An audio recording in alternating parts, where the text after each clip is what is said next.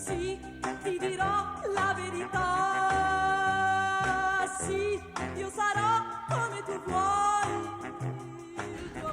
All right, guys. Welcome back to Roma Club Network. I'm here with Pete. He's one of the biggest fans, biggest Romanisti I know. He goes way back. Back in the 90s, he was getting Gazzetta 80s. He was getting Gazzetta dello Sport mailed to his house. It was way before the internet. If there's anything you need to know about Roma, this is your guy. He knows everything. So today we're going to talk to Pete about a couple things. We're going to start out with transfer talk, what the work that Gigio Peter did. First, let's talk about the arrivals. We had Tammy Abraham, Rui Patricio, Elmar Shumarov, Matías Viña, all good contracts. Maybe Tammy with the one Chelsea buyback is a little, worrisome, but otherwise, pretty good, right? Tiago Pinto gave himself an 8 in his press conference, and I agree with that. I'd say, as far as the acquisitions, we were a 10. As far as getting rid of people, we were stuck with a lot of players, the esuberi, as they say in Italian. And he did what he could do. We probably didn't get the value that we deserved, but it was important for Pinto, for Mourinho, and the Friedkins to start with as clean of a slate as possible. So I agree with Tiago's assessment. I'd give us an 8-2 for the transfer window. I think that he did a great job. I think he did a great job bringing in 4 solid players. Rui Patricio.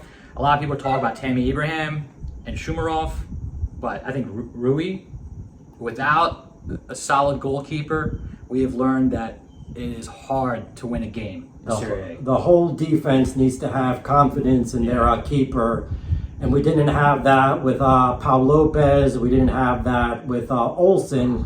Really, it was back with Allison, the last guy that gave the defense confidence, and now we're 4 games in, only 2 goals conceded. So I think that's great. That's a huge difference. And not with the best defense either, right? Not at all. I mean, we haven't seen Smalling yet. Right. Kumbula's barely seen the field, but Ibanez is one player that has really stepped up. And I was telling Gigio all summer, he's one of the players I really think that can really explode under Mourinho. I mean, we had Kolarov, right? He stepped up. On the other side, who did we have in the last game? Karsdorp on the right and Viña on the left, and he's looking like the real deal. Right. But Viña's not going to play this next game. He gets home from Brazil on Saturday, so we're going to see our homegrown talent, Ricky Calafiori. So he played well on the international break with the under-21 team. So this is it's a big game for him. He needs to grasp that opportunity. All right. So from the departures list, Pastore gone, contract terminated, mutual consent. Florenzi to Milan, Paul Lopez to Marseille, Under to Marseille, Juan Jesus to Napoli. Thank you, Lord. Juan Jesus was a free transfer, but we're just happy to get rid of him. I think the biggest move in the reports in the Italian press were at the end, Pastore agreed to a 3.5 million buyout. We owed him 9 on his last 2 years, so that is just a huge move by Tiago Pinto. I don't know how he did. Was Juan Jesus Napoli's biggest pickup this offseason? I think their only pickup. Their only pickup. Wow. Yeah. Sorry, fan Phil. It's a good season ahead. Bruno Perez to Trabzon Doors. Yeah, he was another free transfer. Just happy to never see him a Roma jersey again. Edin Dzeko to Inter.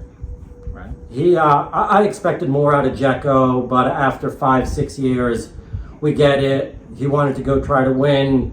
Too bad he's going to a rebuilding Inter side, and he's not. Yeah. It killed me, but he was one of my favorites. But all good things must come to an end. And with Tammy, it was his time. With Tammy, I forgot about him in 90 minutes. Yeah. Oh my God. Should we talk about Tammy now? Oh, not yet. Let's talk about Pedro. We have Pedro to Lazio, right? Olsen to Sheffield, and Kluivert to Nice. Are any of these players? Do you think any of them should have stayed behind? No. Not a single one. Florenzi would have been useful, but he didn't want to stay there. Exactly. Yeah. And we saw what type of player he was against Bulgaria.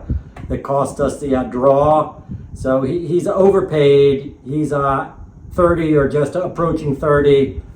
We only want players motivated to be with us. So gone. All right. Kluivert. And we have a couple holdouts still. In Zonzi, we don't know, right? The transfer window in Qatar is open till the end of the month.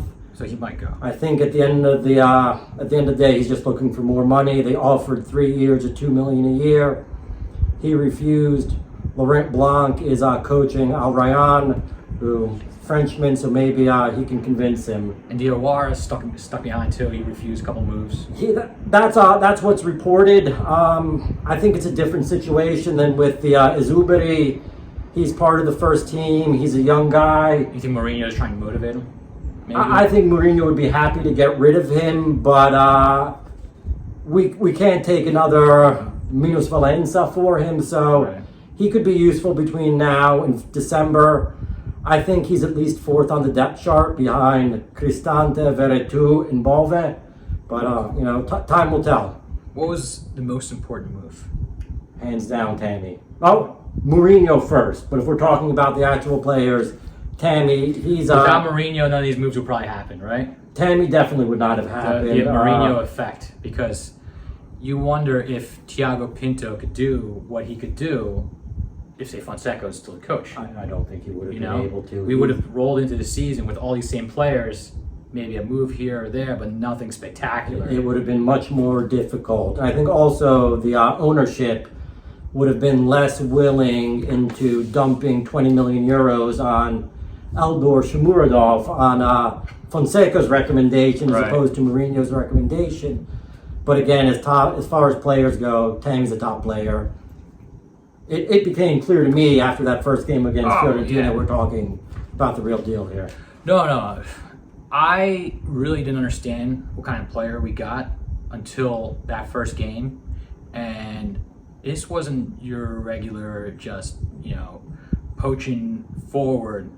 This is a striker with ball skills, pass the ball, great awareness of where he is in the pitch. Athletic ability. Athletic. He sees and feels the net. He's, I hope that my one thing is now, he's 3 games, right? He's played 3 games, yeah. All very good games. 2 assists, goal, 3 assists. playmaker, 3 assists. Got assists against Trabzonspor. score. Playmaker. What happens when he has an off game? Will he be able to rebound, you think? I think there's no problem with his confidence, and I think Mourinho helped grow that, and this is why Mourinho is so important.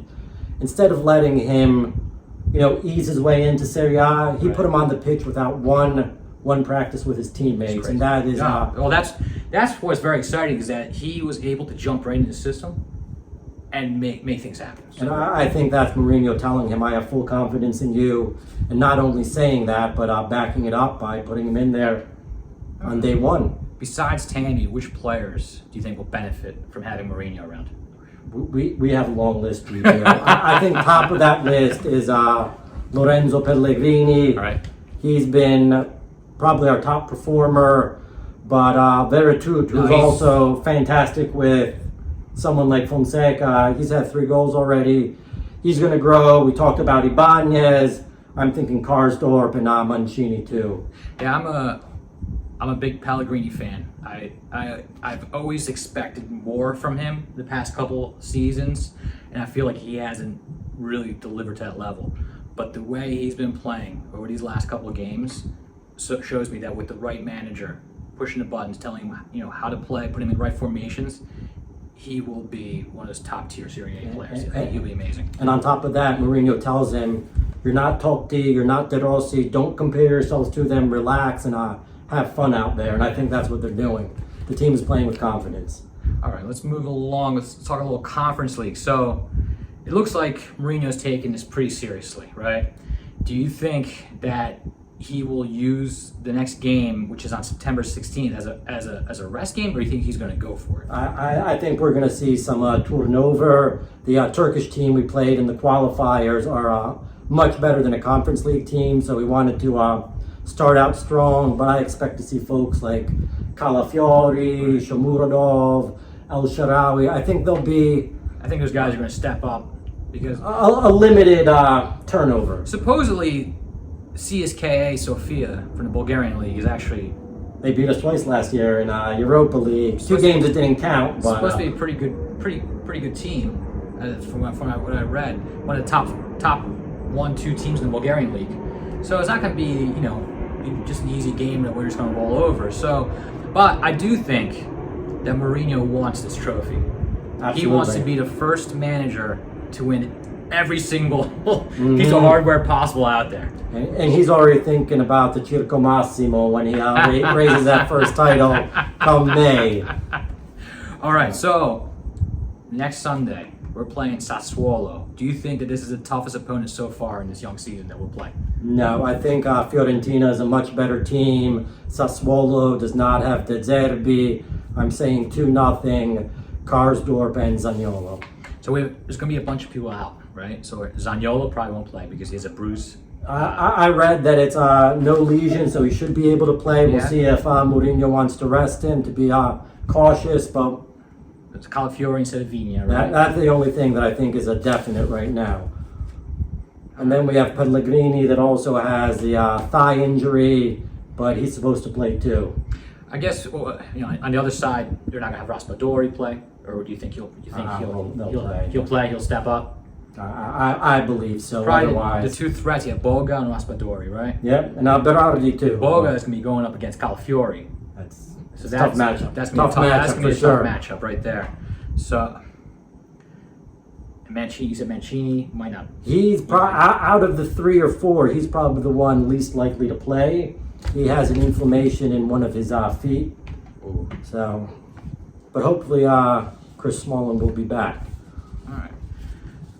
I learned an interesting stat. Mourinho has never lost a Serie A home game in his career. Do you think this will continue? We're going to beat Allegri's record starting on Sunday with a right. home win against Sassuolo. Well, this about does it for us here at Roma Club Philadelphia. We're excited for the game on Sunday. If you're around in Philly, come on out, 2:45. Follow us on Instagram, Twitter, Facebook. Forza Roma. Dai Roma, dai!